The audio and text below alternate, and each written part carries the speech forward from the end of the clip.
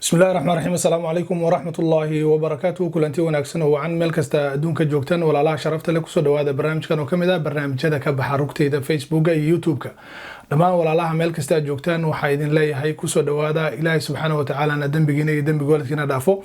Maanta waxaan kusoo qaadan doonaa barnaamij aad iyo aad u xiiso badan oo runtii qof walba oo muslimna uu jecel yahay inuu wax ka ogaado ama uu isxasuusiyo walaalayaal Ilaahay inaan barino waa wax muhiim ah. Qof walbana uu jecel yahay ducadiisa in laga ajiibo. waxaas isweydiin leh goorma ugu haboon ee Ilaahay subhanahu wa ta'ala ducada ajiiba la barya. walaalayaal waxaan kusoo qaadan doonaa dhowr waqti oo Ilaahay subhanahu wa ta'ala ducada uu ajiibo. waxaa kamid ah walaalayaal habeenka marka saddex meel loo qaybiyo qaybtiisa dambe anbiyada iyo nabiyadana Ilaahay subhanahu wa ta'ala ayay bari jireen. waxaad ogtiin nabi yuusuf walaalihiis markay ceelka ku rideen muddo dheer kadib oo asaga boqor ka noqday ay midoobeen ay dambigoodii qirteen waatay aabahoodu yimaadeen waadna wada garanaysaan suuratu yuusuf waxay ku dhaheen qaaluu yaa abaana astaghfir lana dunuubana inna kunna khaatiin. aabbow ilaahay subxaanahu wa tacaala dembi dhaaf noo weydii waxaanu ahayn kuwa gafee. marka halkii wuxuu ku yidhi sawfa astaghfiru lakum, dib ayaan dembi dhaaf ilaahay subxaanahu wa tacaala idiin weydiinaya.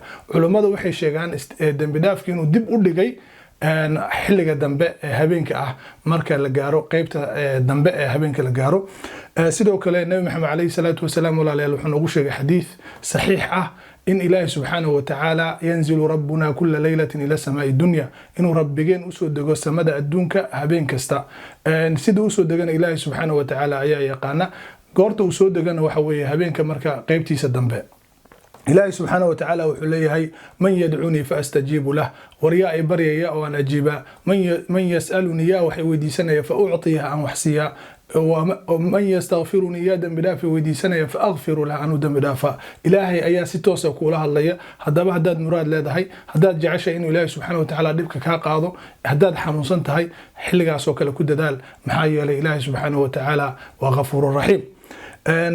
goorta kale ugu fiican walaalayaal waa sujuuda. nabiga calayhi salaatu wasalaam wuxuu leeyahay wa amma sujuudu fajtahidu fihi ducaa, sujuuda miyaa ducada ku dadaala fa innahu qaminun an yustajaaba lakum, waxay u badan tahay in laydinka aqbalo ducadiina.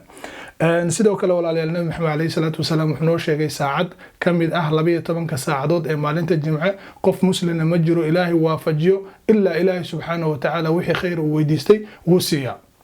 ساعدة ولا النبي محمد عليه الصلاة والسلام وحنوه شيء فالتمسوها آخر ساعة بعد العصر. ساعدة قدام بيس بعد العصر ككرادية مركع عصر كلا تكذو إلى مغرب كلا جاري يقف والبها كده دالو إنه إله سبحانه وتعالى بريو ولا لا جوابها وقف عن الدعاء اللي أجيب ودد بدن يسمى كبر ركسنين ومركز صلاة فرل كلا تكذو.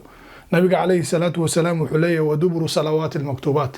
نبي عليه الصلاة والسلام وحلودي أي الدعاء أسمع دعاء تبا مركب على أقبل الدعوينك.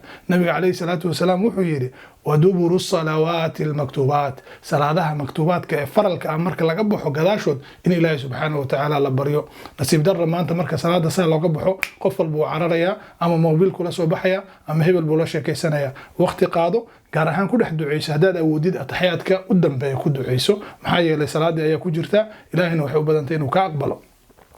walaalayaal booska saddexaad ee ducooyinka lagu aqbalo waxa kamid ah inta u dhaxaysa aadaanka iyo iqaamada. nabiga calayhi salaatu wasalaam wuxuu leeyahay laa yuraddu ducaa ducaa lama celiyo bayna alaadaani waliqaama. aadaanka iyo iqaamada inta u dhaxayso waa fursad fiican weeye 10 ilaa 15 daqiiqo u dhaxaysa inta ka faa'iideyso ilaahay bari gacmaha kor taag waxaa hubaala in ilaahay subxaanahu wa tacaala ka aqbali doono. walaalayaal waxaa la mid ah marka cadowga lala kulmo jihaadka xaqa ah ma ahan jihaadka baatilka ah ee khawaarijta ama kooxaha mataqaanaa qabyaalada iyo qurunka wada ma ahan. jihaadka xaqa ah marka lala kulmo oo birta la iska aslo waxa weeye ducadana waa la aqbalaa.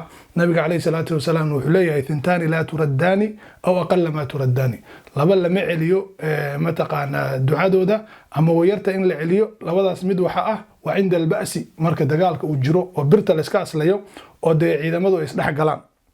walaalayaal waxaa kamid ah laylatul qadriga ilaahay subxaanahu wa tacaala nabada nagu gaarsiiyo. waxaa ka hartay in ka yar 129 casho insha allahu tacaala ramadaanka soo socda laylatul qadriga waxaan rajayn doonaa inaan waqti wada qaadan doono ilaahay subxaanahu wa tacaala caafimaad nagu gaarsiiyo.